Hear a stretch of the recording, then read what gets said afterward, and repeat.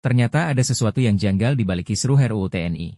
Sebenarnya apa sih yang terjadi di Papua? Kenapa sampai warga-warga semua digerakkan, bahkan anak-anak sekolah SD, SMP, SMA digerakkan buat turun ke jalan berdemonstrasi, menolak dapat makanan bergizi gratis yang selama ini ya mereka juga nggak dapat makanan bergizi gratis. Tiba-tiba dikasih kok malah jadi demo. Ini kan aneh, jadi pertanyaan. Tetapi teman-teman ya, kalau lu investor saham, pasti lu udah tahu ini bukan hal yang aneh, justru ini hal yang biasa. Dan pasti akan terjadi. Karena apa? Yang namanya George Soros itu nyata. Manusianya pun masih ada sampai detik ini dan hobinya ngacak-acak negara lain. Karena dia akan ambil cuan dari potensi krisis yang akan terjadi negara itu. Dan berulang kali gue bilang bahwa George Soros masuk ke Indonesia itu sudah fakta dan kenyataan.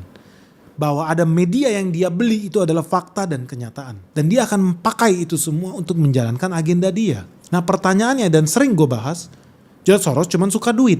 Tetapi ketika negara dalam kondisi kacau, sejarah mengajarkan negara asing ada yang juga masuk untuk ambil keuntungan. Contoh jelas di tahun 98 Indonesia mengalami krisis moneter, George Soros cuan banyak. Tapi ada negara yang namanya Australia itu mendapatkan cuan ratusan bahkan ribuan triliun dari kilang minyak, dari tambang minyak, di selat-selat, di ceruk-ceruk laut yang ada di perbatasan Timor Leste dan Australia. Dan mereka mendapatkan pengaruh yang begitu kuat sampai bisa punya pangkalan militer juga. Jadi teman-teman di sini lu harus curiga ketika banyak demonstrasi bayaran, ketika kemudian terjadi krisis-krisis ekonomi yang disetting sedemikian rupa, ketika terjadi banyak orang yang menyebarkan propaganda palsu anti pemerintahan yang sah terpilih melalui pemilu yang sah, lu harus mulai berpikir, masa sih lu senaif itu mengira tidak ada asing yang masuk di situ? Jangan kaget, George Soros pasti menang. Dia udah punya pengalaman menang sama Indonesia 1-0. Jangan kaget, skornya akan jadi 2-0.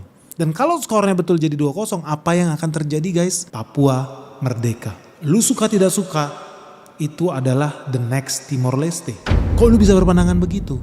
Simple aja. Ketika gue membaca media yang paling independen di galaksi ini berisi tentang 8 tuntutan masa demonstran RUU TNI. Lu tahu tuntutan apa yang ada di tengah-tengah? Disembunyikan di tengah adalah berisi sangat spesifik. Tarik militer dari semua tanah Papua.